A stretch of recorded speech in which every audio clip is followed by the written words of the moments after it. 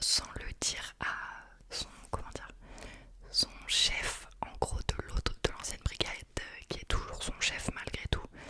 Et du coup, elle va suivre un petit peu son enquête à elle de son côté, sans demander l'avis du maire, enfin peu importe, je m'y connais pas trop dans la police, mais en gros, les gens qui prennent les décisions et qui donnent les accords, elle va pas du tout leur demander leur avis et elle va suivre son enquête parce qu'en fait, en gros,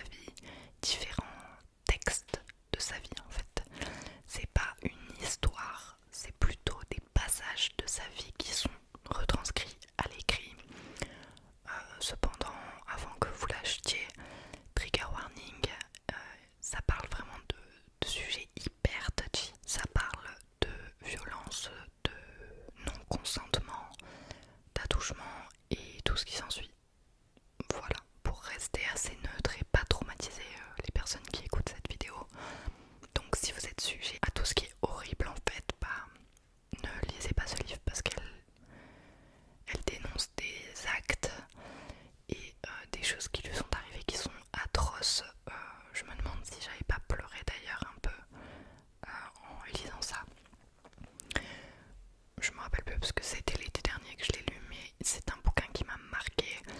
Donc en fait, au-delà d'en apprendre plus sur la fameuse Emrata, on en apprend beaucoup sur le fait d'être une femme dans une industrie très compliquée, très physique, très superficielle.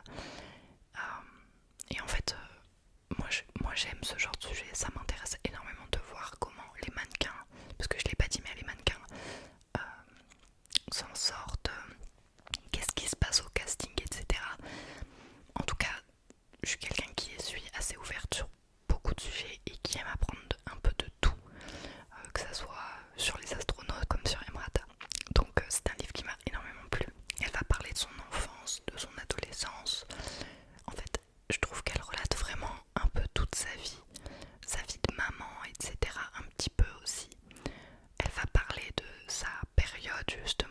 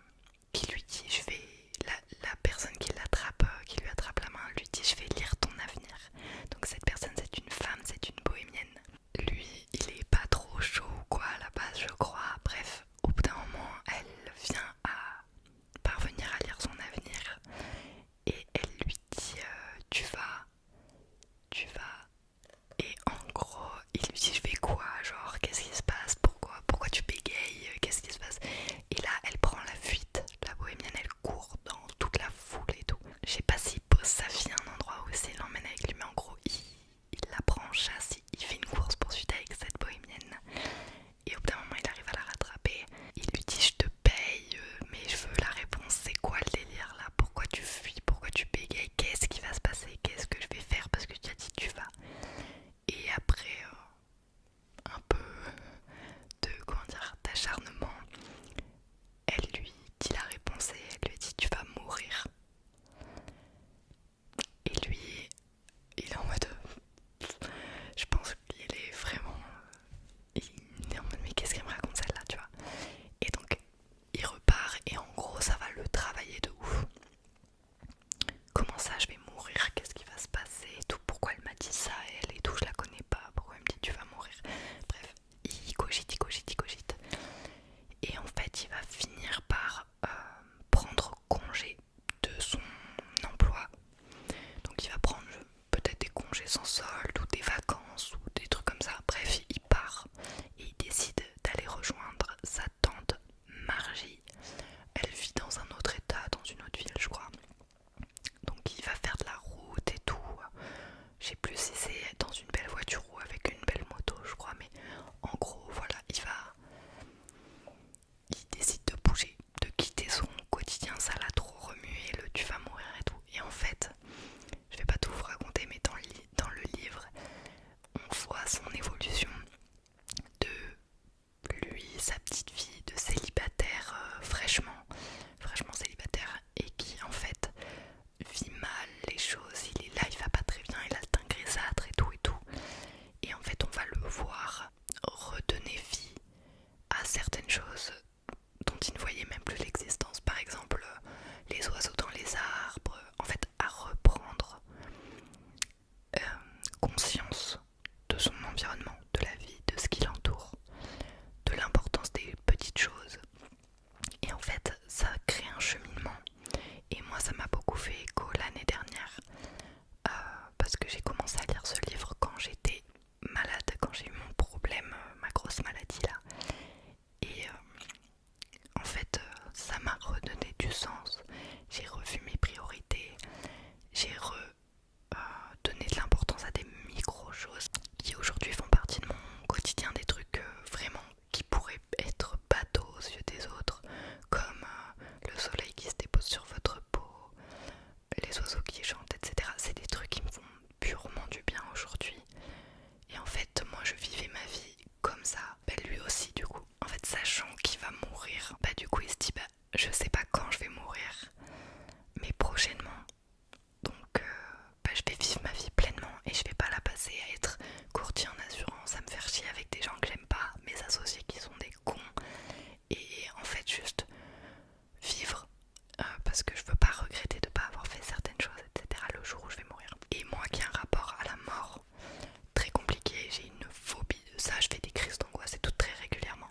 Je peux vous dire que ça m'a vraiment réconfortée en me disant ok, savoure même les plus petites choses. Hyper, mais hyper important de lire ce bouquin si vous voulez évoluer. Je vous le dis d'avance, si je devais vous conseiller un bouquin c'est lui. C'est un 5 sur 5. Je l'aime ce bouquin plus que tout au monde et je le prêterai jamais à personne. D'ailleurs je vous ai pas dit mais Emilie Ratajkowski, je peux pas vraiment le noter parce que c'est une biographie, mais je donnerai quand même 5 sur 5. Voilà. Il y a une histoire aussi parallèle, un personnage parallèle qui s'appelle Ryan. C'est un photographe blogueur qui est archi méchant, on dirait vraiment une sorte de presse people poubelle. Et en fait bon là ça n'a rien à voir avec presse people, mais juste pour dire qu'il écrit des trucs atroces sur les passants. En fait il se met à la fenêtre et il les photographie, il enregistre leurs conversations et il les poste sur un blog et les gens se foutent de la tronche des gens qui ont été pris en flag en train de parler de tel sujet ou de faire telle chose ou quoi dans la rue. Il les filme à leur insu en fait. Et donc je peux vous dire que j'avais vraiment la haine contre Ryan par contre parce que c'est vraiment un connard. Mais du coup on apprend plein de trucs au bout d'un moment. Angela elle va prendre conscience de ce blog et se rendre compte qu'il y a Jonathan qui est posté régulièrement dessus parce qu'il fait beaucoup d'audience sans même le savoir le pauvre type. Elle va prendre sa défense et tout, genre elle va avoir à nouveau de l'attention pour son ex-mari ou son ex-copain quoi, enfin le père de sa fille. Et en fait du coup il y a vraiment quelque chose de très beau, genre de très sain et de super simple. Je sais pas quoi vous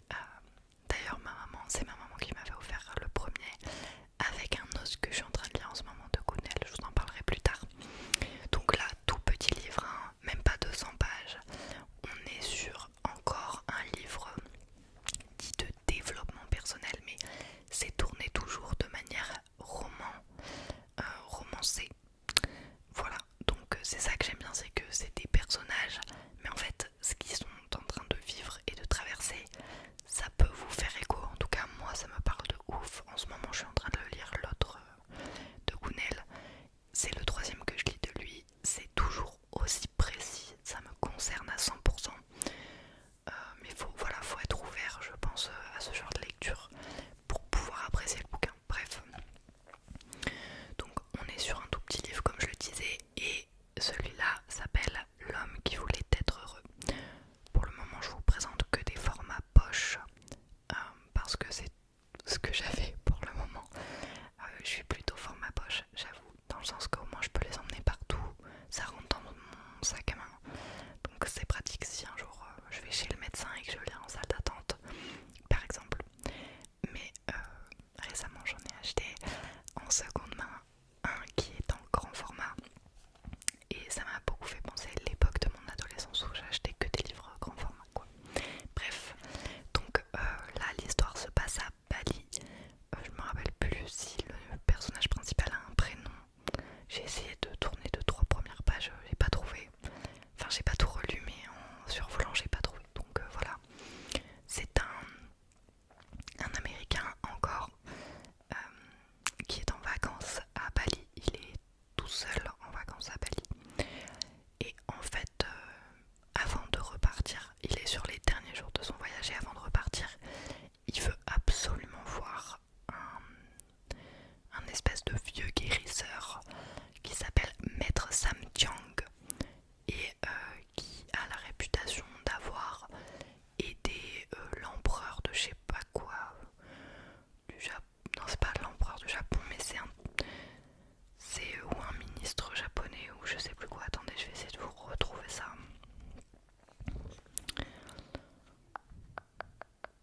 Le premier ministre du Japon, voilà. Donc il a envie de rencontrer ce maître, parce qu'il pense que en fait il est ni malade, le personnage principal n'est pas malade, n'a pas réellement de problème visible selon lui, mais il est curieux en fait, il sait pas pourquoi il veut le voir, mais il veut le voir. Donc il demande à le rencontrer, et en fait il va tomber sur un monsieur, une personnalité en fait totalement opposée à lui. Et alors le pitch va être très court parce que c'est un livre qui est très court et que je veux pas vous spoiler. Le maître en fait va l'aider à aller mieux psychologiquement, parce qu'il se rend compte en discutant avec le personnage principal que il a peut-être des blocages qui l'empêchent de vivre pleinement sa vie, et du coup voilà, Maître Sam Tiang a décidé de l'aider. Je crois qu'il l'aide gratuitement ou un truc comme ça. Il n'y a pas réellement de notion d'argent dans les livres que j'ai lus de Gounel pour le moment. C'est plus des services rendus. Voilà. Pour la cause en fait, je ne saurais pas comment l'expliquer. Et donc il va lui donner des actions à faire. C'est des sortes de défis, mais c'est pas des trucs de fou. Mais c'est par exemple d'aller grimper, enfin faire une randonnée, ou alors d'apprendre à dire non, je crois.